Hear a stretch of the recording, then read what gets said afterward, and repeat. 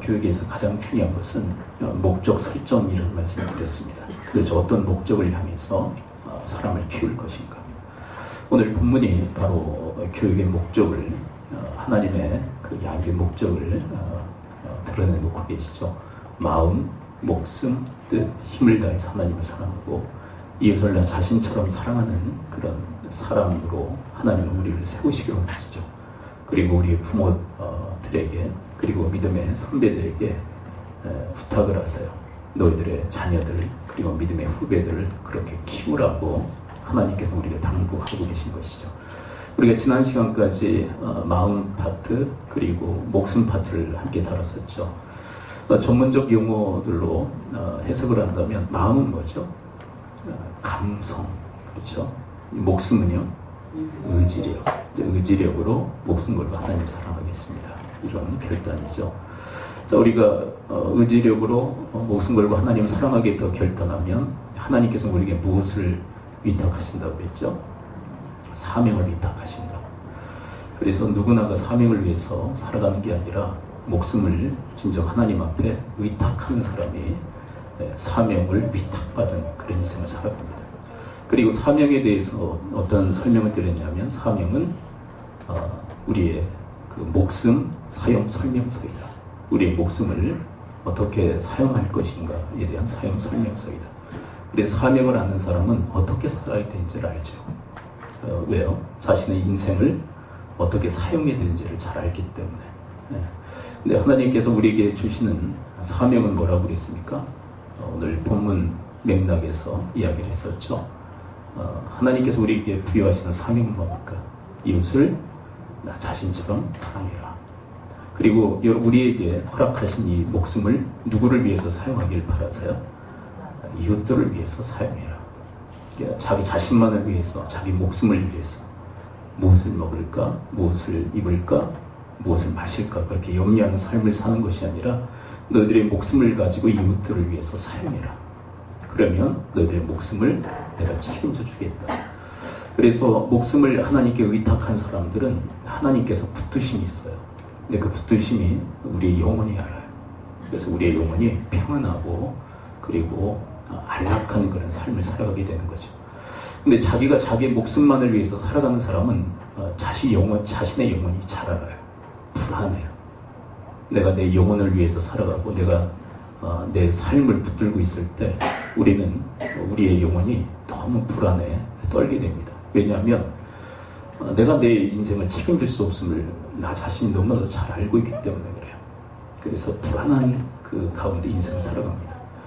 그래서 내가 정말 그 참된 평안과 그리고 행복된 삶을 살기 위해서는 목숨을 걸고 하나님을 사랑하는 것이 첫경이다라고 성경 우리에게 가르쳐주고 계시죠.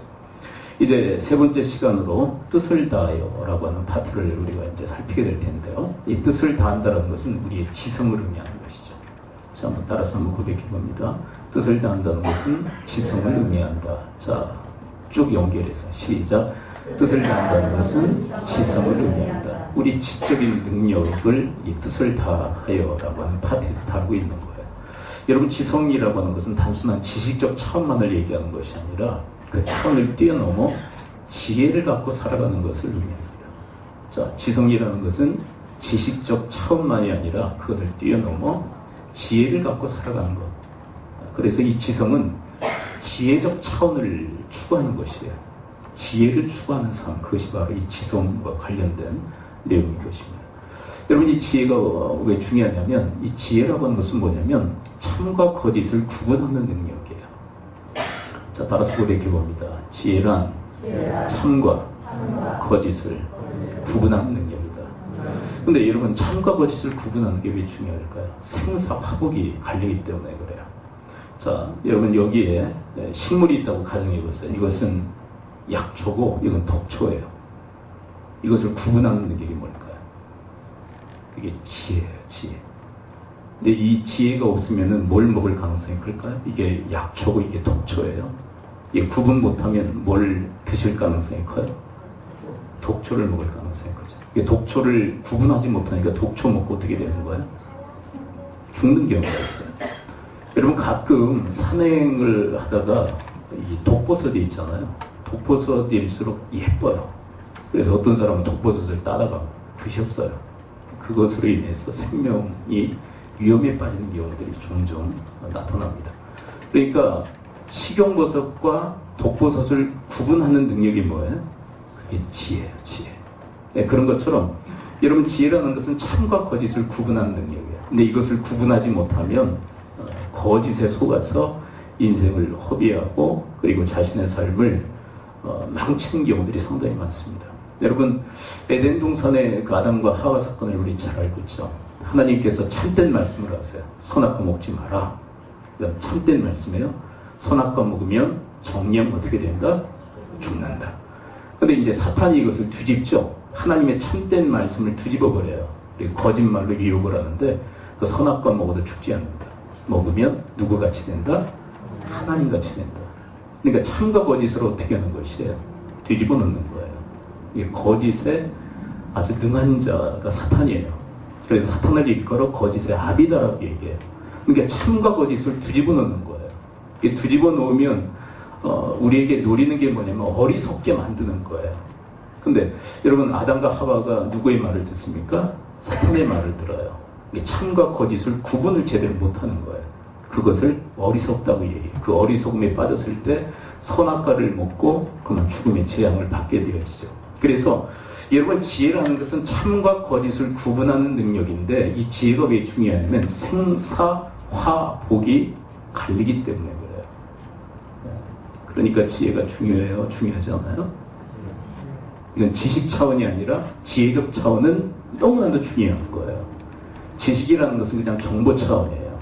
뭐 SNS만 열어봐도 무수히 많은 정보들을 얻을 수 있어요. 그러나 지혜를 얻기는 상당히 어려워요. 정보의 바다라고 얘기하죠. 인터넷상에 들어가면 엄청난 정보의 바다가 있습니다. 근데 정보, 지식을 알려주지만 정작 우리 인생 속에 지혜를 가르쳐주진 않아요. 근데 이 말씀에서 지금 이 뜻을 다하여라고 하는 것은 하나님께서 우리에게 진정한 지혜를 주시겠다는 거예요. 진정한 지혜를. 근데 여러분 이 지성은 누구로부터 말미암았을까? 이 지성은 우리의 이 지성은 누구로부터 말미암았어요? 하나님께로부터 말미암았어요. 왜요? 그분이 지성이 하나님이세요. 지적인 능력을 가지고 계세요. 그분이. 그러니까 이 지성은 하나님의 형상이에요. 하나님의 형상. 자, 감성도 누구의 형상? 하나님의 형상. 의지력도 누구의 형상? 하나님의 형상. 이 지성도 하나님의 형상이에요. 그 지성의 하나님이 우리를 지성의 존재로 만드신 줄을 믿습니다. 근데 이 지성을 우리가 다 타고나요. 그런데 어떤 상태로 타고날까요? 장성한 상태로 타고날까요? 어린아이 상태로 타고날까요? 어린아이 상태로 타고나요. 그래서 타고나지만 그 지성은 자라야만 돼요. 그래서 예수님도 이 땅에 어린아이로 태어나셨죠. 그래서 이렇게 기록하고 누가복음 2장 52절 이렇게 기록합니다. 그 키가 자라며 뭣도 자라고 지혜도 자라고. 지혜도 자라고. 예수님도 지성을 타고났지만 그 지성이 자랐다라고 얘기해요. 지혜도 자랐다라고 얘기하죠. 우리는 두말할 필요가 없는 거죠. 우리도 이 지성을 타고나요. 지성을 가지고 태어나요. 이것을 우리는 개발해야만 돼요. 이것을 잘하게 해야 한다. 그렇게 이야기를 하고 계신 거예요. 그렇다면 여러분 우리에게 이 지성을 키워주시기 위해서 하나님께서 하시는 게 뭘까? 하나님께서 가장 우리에게 해주시는 게 뭘까? 자, 오늘 본문 30절을 다시 한번 읽습니다. 자, 우리에게 지성을 키워주시기 위해서 우리에게 뭘 허락하실까? 30절 함께 읽습니다. 시작. 내 마음을 다하고 목숨을 다하고 뜻을 다하고 힘을 다하여 주 너의 하나님을 사랑하라 하신 것이요. 하나님께서 우리의 지성을 개발시켜 주시기 위해서 가장 하시는 게 뭘까요? 네. 뭘 알려주실까요? 하나님의 그래 맞아요. 하나님의 뜻을 알려주세요. 그러니까 하나님의 뜻을 깨달으면 그 사람에게 뭐가 생기는 거예요? 지혜가 생기는 거예요. 지금 지식적 차원 얘기하는 게 아니라 지금 지혜적 차원을 얘기한다고 말씀드렸어요. 여러분 정보의 바다, SNS에 들어가면 정보를 얻어요. 지식을 얻어요. 근데 지혜를 얻긴 어려워요. 아까도 제가 잠깐 좀 SNS상에 요즘 이슈가 된 내용을 제가 좀 잠깐 봤어요. 그 최진실 그 딸 그 외할머니와 같이 사는데 트러블이 아주 상당한 것 같아요. 거기에 뭐 댓글이 달렸는데 온갖 그 악플들이 막 달렸더라고요. 그 내용들을 보면서 정보의 바다가 아니라 정보의 홍수가 우리에게 지혜를 가져다 준다기보다는 정보의 홍수를 가져다 줘. 여러분, 홍수 났을 때 가장 귀한 게 뭐예요? 홍수 났을 때 물이 가장 귀한 것처럼 이 정보의 이 바다, 이 정보의 이 홍수 가운데서 우리에게 정말 필요한 것은 지혜예요. 진정한 지혜. 너무 정보가 많아요. 너무 지식이 많아요. 그런데 진정한 지혜는 하나님의 뜻을 깨달을 때 우리에게 주어진다는 사실이에요. 그래서 어떤 분은 그렇게 얘기했습니다. 하나님의 뜻이야말로 우리를 가장 지혜롭게 한다. 자, 여러분, 우리가 하나님의 뜻을 깨달을 때 우리가 가장 지혜롭게 되는 줄을 믿습니다. 내 뜻대로 살아가는 것, 그것은 세상이 그렇게 얘기하죠. 내 뜻대로 살아라, 그렇게 얘기를 해요. 근데 하나님은 이렇게 얘기하십니다. 하나님의 뜻을 깨닫고 뜻을 위해서 살아가는 것이 지혜로운 것이다. 가장 지혜롭다고 얘기하죠. 이것은 어느 정도 신앙생활을 해보시고 인생을 살아오신 분들은 잘 아실 거예요. 여러분, 다윗의 인생을 이렇게 살펴보면요, 파노라마처럼 이렇게 한번 그려볼 수가 있어요. 그에게 붙여진 별명이 뭐냐면 묻는 기도의 대가예요. 무엇을 깨닫기 위해서 묻느냐면 하나님의 뜻을 깨닫기 위해서 물어요. 그런데 뜻을 깨닫고 그 뜻대로 행하면 하나님께서 그의 인생을 보장해 주세요. 책임져 주세요. 되게 하세요. 근데 자기 뜻대로 행했을 때가 있었어요. 네. 여러분, 시글락성에 가서 블레셋의 망명이 시글락성에 거할 때 얼마나 큰 봉변을 당합니까? 추종자들이 돌을 들어서 쳐 죽이려고까지 했어요. 처자식이 다 뺏겼어요. 근데 그 시글락성에 갈 때 누구 뜻대로 간 줄 아세요? 하나님의 뜻 묻지 않고 자기 뜻대로 갔어요. 그리고 이렇게 얘기합니다. 블레셋에 망명한 것이 상책이로다. 이제 예전 번역을 보게 되면 그게 상책이로다. 하나님의 뜻 묻지 않고 자신의 뜻대로 움직이면서 그것이 상책이라고 하면서 갔어요. 근데 시글락상에서 얼마나 큰 고통을 당하는지 몰라요. 왜 그럴까요? 자신의 뜻대로 행했기 때문에 그래요. 여러분, 다윗의 인생에 있어서 정말 씻을 수 없는 그런 죄를 저지르는 경우가 있었죠. 네. 잠들을 어제 못 주무셨죠. 네. 잠깐 주무시고 일어나면 예배 시간 다 지나갔는데, 오늘은 지성에 대한 거예요. 네. 지성에 대한 강의는 오늘밖에 없어요. 그러니까 정신 좀 차리시고. 인터넷상에 다 올라가긴 해요. 근데 현장이 중요해요. 현장. 네. 누구 얘기까지 했죠? 누구 아내? 우리아의 아내 밧세바를 범할 때 하나님의 뜻 묻지 않았어요. 자신의 뜻대로 했어요. 그것 때문에 그 가문에 얼마나 피바람이 일어납니까? 그래서 다윗의 인생을 파노라마처럼 그려보면 하나님의 뜻대로 행했을 때는 하나님이 보장해 주시고 책임져 주시고 되게 하세요. 근데 자신의 뜻대로 행했을 때는 엄청난 화를 불러일으키는 모습을 확인하게 되었어요. 그래서 여러분, 하나님의 뜻을 깨닫고 그 뜻대로 행하는 것이야말로 가장 지혜로운 일인 줄 믿습니다. 그래서 하나님의 뜻을 우리에게 가르쳐요. 그렇다면 여러분, 하나님의 뜻은 뭘까요? 하나님의 뜻 아십니까? 31절. 자, 31절에 하나님의 뜻. 하나님의 뜻이 뭔지를 우리에게 가르쳐주세요. 31절 함께 읽습니다. 시작. 둘째는 이것이 내게서 내 자신과 같이 사랑을 하신 것이라. 이보다 더 큰 계명이 없느니라. 자, 여러분, 계명, 율법은 하나님의 뜻을 담는 그릇이에요. 근데 하나님의 가장 큰 뜻은 뭘까요? 이웃을 나 자신처럼 사랑하는 것이다. 아멘이십니까? 이건 놀라운 지혜예요. 이것을 깨닫는 것은. 정말 이것을 깨닫는 것은 할렐루야예요. 왜냐하면 이거 깨닫지 못하고 살아가는 사람들이 많기 때문에. 이게 지혜인 줄도 모르고 살아가는 사람들이 너무 많아요. 여러분, 하나님의 뜻, 핵심은 이웃을 나 자신처럼 사랑하는 것인 줄을 믿습니다. 그래서 갈라디아서 5장 14절에서 온 율법은 내 이웃 사랑하기를 내 자신과 같이 하라 하신 한 말씀에서 이루어졌다. 여러분, 온 율법은 이웃을 나 자신처럼 사랑할 때 성취되어지는 줄을 믿습니다.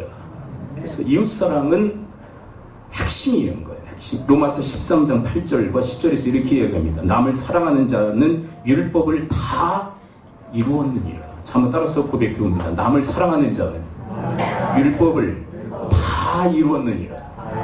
자, 로마서 13장 10절은 또 이렇게 얘기합니다. 따라서 고백해 봅니다. 그러므로 사랑은 율법의 완성입니다. 그리고 여러분, 율법은 하나님의 뜻을 담는 그릇이라고 그랬잖아요. 근데 그 율법의 핵심은 뭐냐면 이웃을 나 자신처럼 사랑하는 것이에요. 그래서 우리는 하나님의 뜻을 쉽게 알 수 있어요. 근데 진정 깨닫는 자는 그렇게 많지는 않아요. 쉽게 알 수 있다는 것은 지식적 차원이죠. 근데 그것을 깨닫는 것은 지혜적 차원이에요. 여러분들은 이 하나님의 뜻이 지식적 차원이 아니라 여러분 지혜적 차원으로 깨닫는 역사가 있을 수 있게 되기를 축원을 드립니다. 하나님의 모든 말씀은 사실 이웃을 나 자신처럼 사랑하라 하시는 이 말씀에 귀결되어지는 거예요. 궁극적 하나님의 말씀에 그 하나님의 뜻의 그 궁극의 목적은 뭐냐면 이웃을 나 자신처럼 사랑하는 거예요. 여러분, 신명기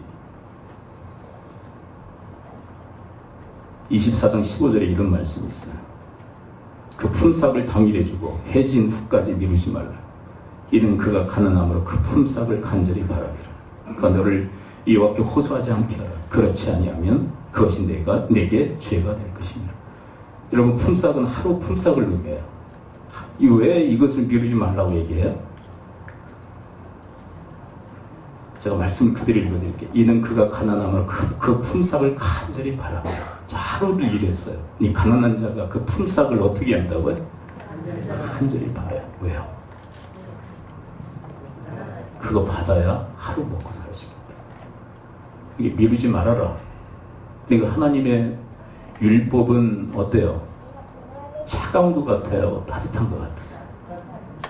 따뜻해요.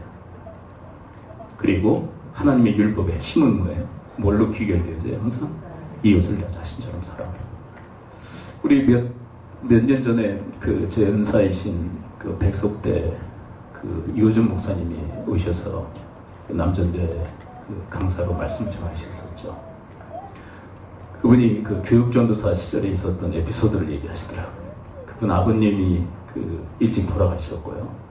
그래서 장남인 자기가 그 가정을 책임져야만 어머니 그리고 동생들. 근데 여러분, 교육전도사가 월급을 받으면 얼마나 받겠어요? 근데 그것 가지고 이제 한 달을 먹고 살아야 되는 거. 차비도 해야 돼요. 책도 사봐야 돼요. 그러니까 간절히 뭘 바래요? 월급을, 사례비를 바라는 거. 근데 사례비를 주는 날이 있잖아요, 항상. 뭐 매월 마지막 주라든지 뭐 그렇게. 아니면 매월 마지막 첫 주라든지. 근데 주는 그 주일인데 안 주는 거예요. 사례비를 안 주는 거예요. 근데 그거 받아야 지금 호주머니에는 돈 한 푼이 없어서 차비도 없는 거예요. 근데 이걸 집행하는 그 재정부에서 깜빡한 것 같아요. 그러니까 이분이 그걸 받아야 차를 타고 가고 또 한 달을 먹고 살 수 있는데 하여간 다음 주에 줄 수는 있겠지만 지금 받아야 된단 말이에요. 그래도 안 주더래요. 근데 이분 성향도 상당히 내성적인 분이거든요. 저도 상당히 내성적이지만 내성적인 사람은 달라고 할 수 있어요, 없어요? 네, 법에 나와 있어요. 내성적인 사람은 달라고 해서는 안 된다고. 네, 내성적인 사람들은 그렇게 살아요. 외향적인 사람은 주세요 좀. 나 저희 줘야 그거 한 달 먹고 살 수 있고 지금 차 타고 갈 수 있어요. 달라고 할 수 있잖아요. 외향적인 사람. 내성적인 사람은 절대로 그렇게 못하잖아요. 그래서 어떻게 했느냐? 걔가 날 올라갔다 내려갔다. 그러니까 돈 주는 그 재정부 그분한테 보이려고 자꾸 왔다 갔다. 그래도 그냥 멀쩡히 보고는 그냥 지나치고 또 지나치고. 그래서 도저히 안 되겠다 생각해서 그날은 포기하고 집에 가는데 그냥 자기 집까지, 교회에서 자기 집까지 걸어갔다는 거예요. 이만큼 여러분 품삯 그리고 월급을 사모하는 그 가난한 그 심령은 오죽하겠느냐. 그러므로 품삯을 미루지 말아라. 얼마나 이웃에 대한 우리 인간에 대한 하나님의 사랑이 절절하십니까? 저도 예전에 그 인형극 사역을 했을 때가 있어요. 우리 막내는 인형극을 제가 하는 인형극을 한 번도 못 봤어요. 우리 성도님들 중에서도 거의 못 보신 분들 많죠. 네. 보신 분들도 있죠. 근데 우리 큰아들은 어디 있죠? 네. 쟤는 수도 없이 왔고 네. 데리고 다니면서 공연도 하고 그래서 하여간 한 편을 한 수십 편씩 봤을 거예요. 근데 한때는 제가 인형극만으로 먹고 살았던 때가 있었어요. 근데 저쪽 서리천 쪽에 그 학원 하나가 이렇게 개업을 했는데 그 당시에 이제 공연을 해달라고 이제 오픈하면서 공연을 해달라고 초청을 한 거예요. 그래서 인형극을 했어요. 근데 뭘 줘야 돼요? 사례비를 줘야 되는데 사례비를 안 주네. 근데 내성적인 사람들은 그건 달라고 해야 돼요. 달라고 해서는 안 돼요. 네? 알아서 줘야지 그걸 어떻게 달라고 그래요. 네. 근데 그 당시에는 이 사역을 나가게 되면 그거 가지고 가정 생활을 했거든요. 근데 그걸 반드시 받아가야 돼요. 근데 달라고는 할 수 없고. 그래서 저도 오르락 내리락 오르락 내리락 그러다가 안 되겠다. 그때 왔어요. 지금까지는 못 받았어요. 이게 어떻게 된 건지 잘 모르겠어요. 네. 그래도 확인 전화도 안 했어요, 사실. 그건 끝났어요. 근데 그 심정이 저는 이 말씀을 보면서 이해가 돼요. 가난함으로 그 품삯을 간절히 바랍니다. 그러면 하나님 뭐라고 이야기하십니까? 해주는까지 미루지 말아라. 그 사람에게 절대적으로 필요하기 때문에. 여러분 레위기 19장 9절에서는 이런 말씀이 있습니다. 율법이죠. 너희가 너희의 땅에서 곡식을 거둘 때에 너는 밭 모퉁이까지 다 거두지 말고 떨어진 이삭도 줍지 말라. 여러분 모퉁이 그거 거두지 말고 떨어진 이삭도 왜 줍지 말라고 할까요? 그 누가 다 거둬가도록? 가난한 사람들이 거둬가. 여러분 얼마나 이 하나님의 율법이 이웃을 나 자신처럼 사랑하라시는 말씀에 귀결되는지 몰라요.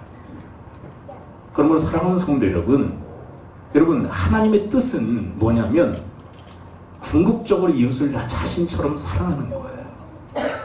아멘이십니까? 네. 이것을 나 자신처럼 사랑하라. 이것이 하나님의 뜻이에요. 제가 늘 강의를 나가면 항상 회자하는 그 한 분의 이야기가 있어요. 여러분들도 뭐 제 강의를 들어보신 분들은 이야기를 아주 수도 없이 들었어요. 이 송계문 목사님과 그 사모님과의 이야기. 이 두 분이 성격이 아주 극렬하게 다르대잖아요. 목사님은 아주 꼼꼼한 스타일이고요. 사모님은 아주 털털한 분이에요. 근데 여러분 결혼하기 전에는 이게 뭘로 끌리느냐면 다른 게 매력으로 끌려요. 그래서 결혼하게 돼요. 그래서 보통 부부들을 보게 되면 성격이 아주 달라요. 왜냐하면 매력으로 끌리거든요. 나에게 없는 게 있기 때문에 매력으로 끌려요. 그런데 결혼하고 나서 그 다른 게 어떻게 해야 돼요? 여전히 매력일까요? 미쳐 돌아가시게 하나요? 처음에는 매력으로 끌렸는데 그 다른 게 어때요? 같이 사니까 그것도 여전히 매력이에요. 미쳐 죽겠어요. 미쳐 죽는 거예요. 그러니까 화장실에 들어가서도 화장실 문화가 다른 거예요. 꼼꼼한 스타일들은 화장실을 어떻게 사용해요? 깔끔하게 털털한 사람이 지저분하게. 사모님이 얼마나 이게 털털한지 그 밥을 먹고 나면은 그 그릇을 다 닦아야 되잖아요. 더 이상 쓸 그릇이 없을 때 비로소 그때 이제 설거지하는 그런 스타일. 얼마나 미치겠습니까? 이 깔끔한 이 목사님 보니까. 근데 목사님이 신혼 초기 오판을 한 거예요. 뭐냐면 여러분 깔끔한 사람이 털털한 사람을 볼 때 어떻게 보이느냐면 불량품처럼 보인대요. 그러니까 불량품이니까 어떻게 해줘야 돼? 고쳐줘야 돼요. 그러니까 하나님께서 이 여인네와 결혼시킨 것은 이 여인네를 고치라는 하나님의 뜻이다. 그래서 7년간 노력을 했답니다. 고치려고. 근데 고쳐졌을까요? 안 고쳐졌을까요? 안 고쳐지더라고요. 그리고 이혼의 위기까지 물려요. 하나님 앞에 진지하게 물어요. 그때 이제 하나님의 뜻을 묻는 거죠. 하나님이 그러시더래요. 그분의 버전을 그대로 옮긴다면, 야, 잘하는 네가 해. 왜 못하는 아내를 그렇게 달달 볶냐? 네 아내가 못하니까 너를 붙여준 거야. 도와주라고. 이게 하나님의 뜻은 고치는 거예요? 도와주는 거예요? 도와주는 거예요. 근데 여러분, 이 가정이 극적으로 그때부터 회복이 돼요. 회복이 되는데, 여러분, 이 송기론 목사님이 이 가정은, 그리고 이분은 지금 하이 패밀리라고 해요. 지금 이제 양평으로 옮겨갔어요. 그 본부가. 그 양재에 있었다가 이제 양평으로 옮겨갔어요. 지금 우리 한국 사회 그리고 세계적으로 많은 가정을 회복하는 그 일에 아름답게 쓰임받고 있어요. 여러분, 그런데 그때 그 무렵에 이 사모님에게도 하나님의 뜻이 또 계시가 된 거예요. 이 사모님도 남편한테 이혼장 내밀고 하나님 앞에 또 진지하게 기도하는 시간을 가졌대요. 그때 하나님이 이렇게 얘기하시대요. 사모님한테. 그 무렵이에요. 3가지 중에 하나 선택해라. 첫째, 이 모양 이 꼴로 살면서 고통당할 것인가. 2번째, 이혼해서 고통당할 것인가. 3번째, 내 말 들을래. 첫째는 뭐예요? 이렇게 그냥 살 거냐. 2번째, 이혼할 거냐. 3번째, 내 말 들을 거냐. 여러분들은 셋 중에 뭐가 제일 좋아 보여요?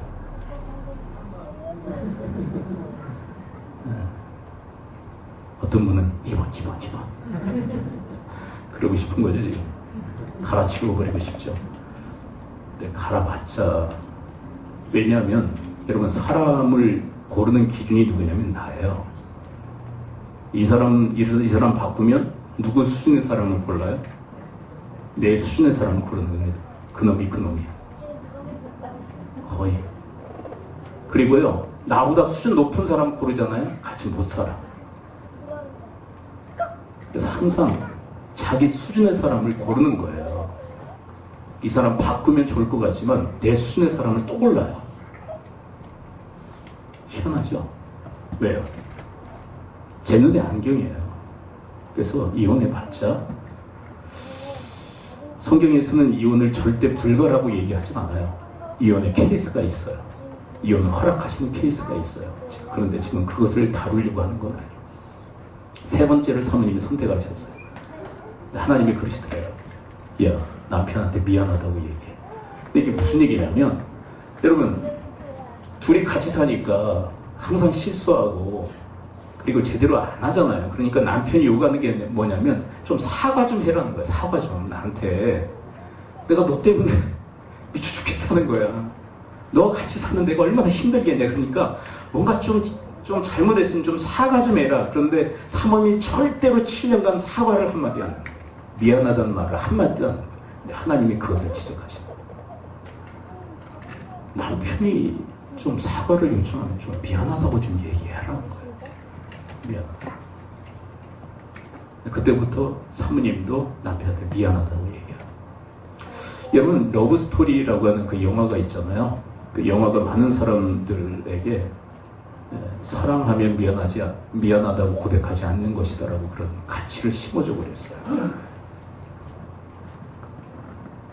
그거는 그 사랑의 호르몬이 막 분비될 때 얘기고, 근데 그 사랑의 호르몬은 몇 년이에요? 그 유효기간이 있을까요, 없을까요?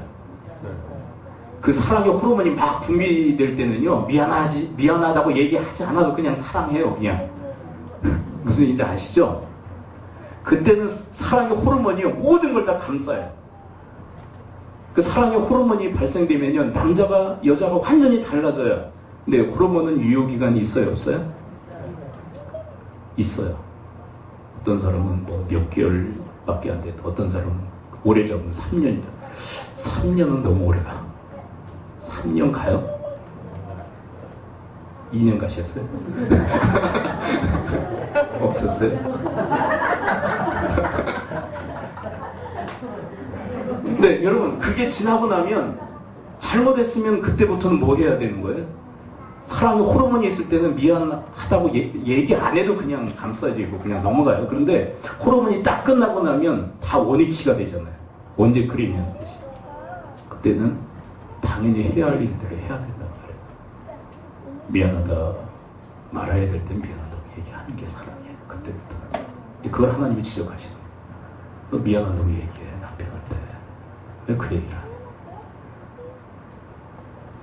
여러분 그런데 그때부터 그 가정이 회복되기 시작하는데 놀랍도록 회복되어지고 많은 가정을 회복시키는 그런 가정으로 그런 사역자들로 하나님이 사용하시기 시작하세요. 제가 생각한 게 뭐냐면 오늘 본문 말씀의 그 맥락에서 주님께 주신 말씀이에요. 34절을 함께 읽어보겠습니다. 34절. 뜻을 다해서 하나님을 사랑하면 34절 함께 읽어봅니다. 34 시작. 예수께서 그같이 이렇게 대답함을 보시고 이르시되 내가 하나님의 나라에 멀지 않도다 하시니 그 위에 감히 묻는 자가 없더라. 여러분 그가 지금 예수님과 누가 지금 예수님하고 대화하고 있었느냐면 서기관이 예수님과 대화하고 있었어요. 율법의 핵심이 뭡니까 그랬을 때 하나님 사람과 이웃 사람이다. 그리고 그 말씀에 대해서 받아들여요. 그런데 그에 대해서 주님이 하시는 말씀이 뭐냐면 하나님 나라가 너에게 멀지 않다. 그러니까 그에게 임했다는 거야. 아직은 미치지 못했다는 거야. 임하지 못했다는 거야. 근접해 있다는 거야. 네가 아는 것으로 지금 멀지 않다는 거야. 그런데 여러분 정말 우리가 하나님의 뜻대로 행하면 그의 인생 속에 하나님 나라가 임하는 줄을 믿습니다. 그래서 여러분 주기도문에 뭐라고 되어 있죠? 나라 임하옵시면은 우리 나라가 임하라는 얘기가 하나님 나라가 임하옵시며 하나님 나라가 이 땅에 임재하옵소라는 그런 기도예요. 그런데 나라가 임하옵시며 그 다음에 따르는 그 기도가 뭐예요? 뜻이 하늘에서 이루어진 것까지 땅에서도 이루어지다. 그러니까 언제 하나님의 나라가 임하느냐면 하나님의 뜻이 하늘에서 이루어진 것처럼 이 땅에서 이루어질 때 하나님 나라가 임하는 줄 믿습니다. 여러분 내 뜻대로 아내 불량품이라고 뜯어고치는 그 7년이 지옥이었어. 남편한테 잘못해놓고 미안하다는 말 한마디도 안 하고 고집 피웠던 세월 7년이었어요. 자기 뜻대로 살았던 사람. 7년이 지옥이에요. 네, 여러분 하나님의 뜻을 깨닫고 그 뜻에 순종하니까 가정이 천국으로 가요. 하나님 나라가 임하는 거예요.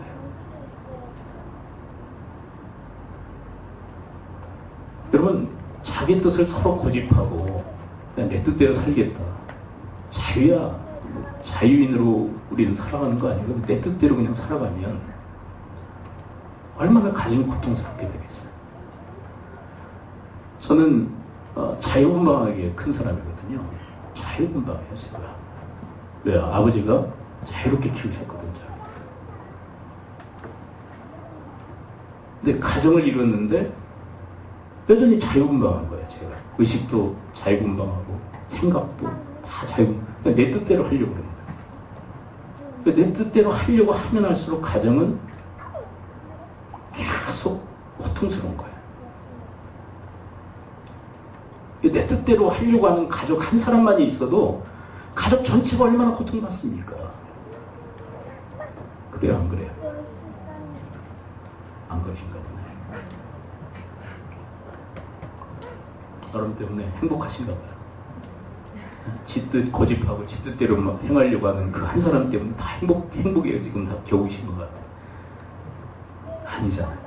그 한 놈 때문에, 그 한 인간 때문에 얼마나 고통당해요. 그 죄성을 가지고 태어난 인간들의 모습이에요.